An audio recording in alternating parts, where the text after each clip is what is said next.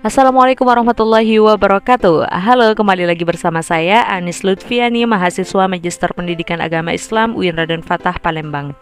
Pada kesempatan kali ini kita masih membahas materi seputar pendidikan dengan judul Inovasi Kurikulum Berbasis Kompetensi pada mata kuliah Inovasi Pendidikan dan Globalisasi dengan dosen pengampu Profesor Dr. Nyayu Khadijah, MSI dan Dr. Muhammad Isnaini, MPD. Kurikulum berbasis kompetensi adalah salah satu inovasi dalam pendidikan yang bertujuan untuk mengembangkan kemampuan siswa dalam berbagai aspek. Nah, landasan dari kurikulum berbasis kompetensi ini adalah konsep bahwa pembelajaran harus fokus pada pengembangan kompetensi siswa. Kompetensi di sini meliputi kompetensi siswa dalam aspek kognitif, afektif, dan psikomotorik. Kurikulum berbasis kompetensi juga memperhatikan lingkungan sosial dan kebutuhan siswa dalam menghadapi tantangan di masa depan. Komponen dari kurikulum berbasis kompetensi ini terdiri dari beberapa hal, di antaranya yang pertama standar kompetensi, kompetensi inti, kompetensi dasar, materi pembelajaran, metode pembelajaran, penilaian, dan juga kurikulum. Selanjutnya terdapat beberapa kurikulum yang berkembang di Indonesia ini yang berbasis kompetensi siswa. Di antaranya yang pertama kurikulum tingkat satuan pendidikan atau KTSP, yang kedua kurikulum 2013, dan yang ketiga kurikulum Merdeka. Kita bahas terlebih dahulu yang pertama, yaitu kurikulum tingkat satuan pendidikan atau KTSP. Nah, KTSP ini merupakan pelaksanaan kurikulum berbasis kompetensi di tingkat satuan pendidikan yang disesuaikan dengan kebutuhan dan juga karakteristik siswa serta kondisi lingkungan sekolah. Dalam kurikulum berbasis kompetensi, peran guru sebagai fasilitator pembelajaran menjadi sangat penting. Guru harus mampu memfasilitasi siswa dalam mengembangkan kompetensi yang mereka butuhkan agar dapat berhasil di masa depan. Selanjutnya yaitu kurikulum 2013. Kurikulum 2013 revisi adalah inovasi kurikulum yang dilakukan di Indonesia pada tahun 2013, yang mana tujuannya adalah untuk meningkatkan kualitas pendidikan di Indonesia dengan memperbaiki kurikulum yang ada sebelumnya. Selanjutnya kurikulum 2013 ini menekankan pada pengembangan kompetensi siswa yang meliputi aspek kognitif, afektif, dan juga psikomotorik. Selain itu juga menekankan pada pengembangan karakter siswa seperti kejujuran, toleransi, dan tanggung jawab sosial.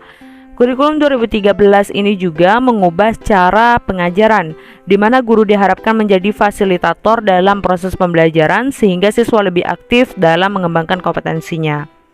Adapun landasan dari kurikulum 2013 revisi adalah mengacu pada Undang-Undang Sistem Pendidikan Nasional Nomor 20 Tahun 2003 dan Peraturan Pemerintah Nomor 19 Tahun 2005. Kurikulum ini juga mengadopsi pendekatan kurikulum berbasis kompetensi dengan mengintegrasikan berbagai aspek seperti karakter, pengetahuan, keterampilan, dan sikap dalam setiap mata pelajaran.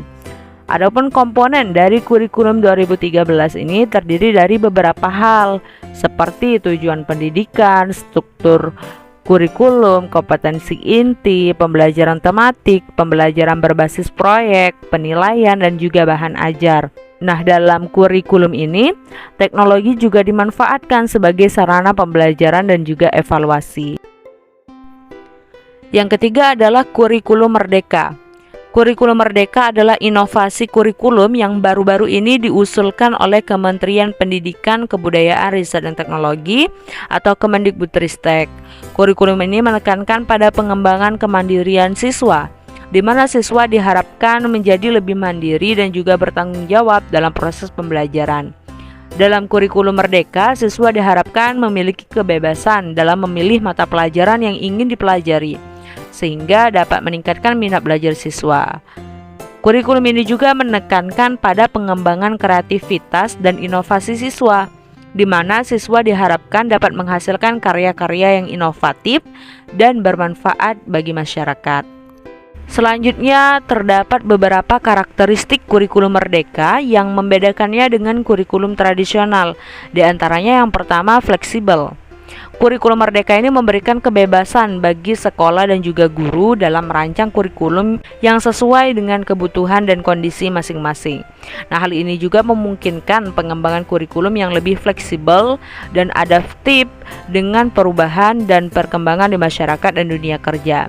Selanjutnya yang kedua, berorientasi pada siswa.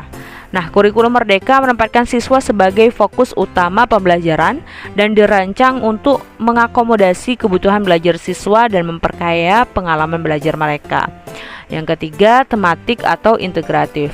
Kurikulum Merdeka ini memperkenalkan konsep pembelajaran tematik dan integratif yang memadukan beberapa mata pelajaran dalam satu topik atau satu tema tertentu. Nah, hal ini diharapkan dapat memperkaya pengalaman belajar siswa dan membantu mereka memahami keterkaitan antara pelajaran yang satu dengan pelajaran yang lain atau mata pelajaran yang berbeda. Yang keempat, relevan dengan kebutuhan masyarakat dan dunia kerja. Nah, kurikulum ini menekankan pentingnya pengembangan keterampilan dan juga kompetensi yang dibutuhkan dalam dunia kerja seperti keterampilan berpikir kritis, kreativitas, dan kewirausahaan. Yang kelima, mengembangkan karakter. Karakter siswa seperti integritas, empati, kerjasama, dan juga kepemimpinan. Hal ini diharapkan dapat membantu siswa menjadi individu yang lebih baik dan mampu berkontribusi positif dalam masyarakat. Selanjutnya yang terakhir, karakteristiknya adalah evaluasi autentik. Kurikulum Merdeka juga menggunakan evaluasi autentik, yaitu evaluasi yang lebih mencerminkan kondisi sebenarnya di masyarakat dan juga dunia kerja. Dengan karakteristik tersebut, kurikulum Merdeka ini diharapkan dapat memberikan pengalaman belajar yang lebih bermakna bagi siswa dan membantu meningkatkan kualitas pendidikan di Indonesia. Selanjutnya terdapat dampak dan manfaat dari kurikulum, yang mana dampak dan manfaat ini merupakan hasil atau efek yang ditimbulkan dari implementasi kurikulum pada berbagai aspek, seperti pada peserta didik, guru, lingkungan sekolah, masyarakat, dan juga bangsa. Ada beberapa dampak positif dari kurikulum Merdeka ini bagi pendidikan di Indonesia, diantaranya yang pertama, peningkatan kualitas pendidikan. Yang kedua, meningkatkan keterampilan dan kompetensi peserta didik. Yang ketiga, memperkuat karakter dan nilai-nilai positif. Nah, hal ini akan membantu peserta didik menjadi individu yang bertanggung jawab dan juga beretika baik. Yang keempat, meningkatkan partisipasi orang tua dan juga masyarakat. Yang kelima, mendukung pengembangan sumber daya manusia. Yang keenam, menyediakan ruang bagi inovasi dan kreativitas. Dan yang terakhir yaitu meningkatkan kesetaraan pendidikan. Kurikulum Merdeka ini memberikan kesempatan yang sama bagi semua siswa untuk belajar dan juga berkembang sesuai dengan kompetensi masing-masing. Dengan adanya dampak positif itu, diharapkan kurikulum Merdeka ini dapat memberikan kontribusi yang signifikan dalam meningkatkan kualitas pendidikan di Indonesia dan menghasilkan generasi yang siap menghadapi tantangan masa depan. Nah, selanjutnya akan kita bahas juga mengenai apa relevansinya dengan konteks pendidikan di Indonesia saat ini, atau apa sih pentingnya kurikulum Merdeka ini dalam konteks pendidikan di Indonesia saat ini. Nah, ada beberapa relevansi dan juga pentingnya kurikulum Merdeka, yaitu yang pertama, meningkatkan relevansi pendidikan dengan dunia kerja dan juga masyarakat. Yang kedua, menciptakan pendidikan yang inklusif dan berkesinambungan. Nah, hal ini dilakukan dengan memperhatikan keberagaman budaya, agama, dan juga kebutuhan khusus dalam pengembangan kurikulum. Yang ketiga, mendorong pengembangan karakter dan kepribadian siswa. Dan yang keempat yaitu meningkatkan kualitas pendidikan secara keseluruhan. Maksudnya hal ini dilakukan dengan memperbaiki sistem evaluasi dan mengukur hasil belajar serta meningkatkan kompetensi guru dalam melaksanakan kurikulum. Nah, dengan demikian diharapkan lulusan pendidikan dapat memiliki kualitas yang lebih baik dan dapat bersaing dengan lulusan pendidikan dari luar negeri. Nah, dari beberapa pembahasan tadi dapat kita simpulkan bahwa secara umum ketiga inovasi kurikulum tersebut bertujuan untuk meningkatkan kualitas pendidikan di Indonesia dengan mengembangkan kompetensi siswa yang meliputi aspek kognitif, afektif, dan juga psikomotorik. Nah, kurikulum berbasis kompetensi dan kurikulum 2013 revisi itu menekankan pada pengembangan karakter siswa, sementara kurikulum Merdeka menekankan pada pengembangan kemandirian, dan kreativitas siswa. Namun keberhasilan dari inovasi kurikulum itu tergantung pada implementasinya di lapangan dan juga dukungan dari berbagai pihak terkait.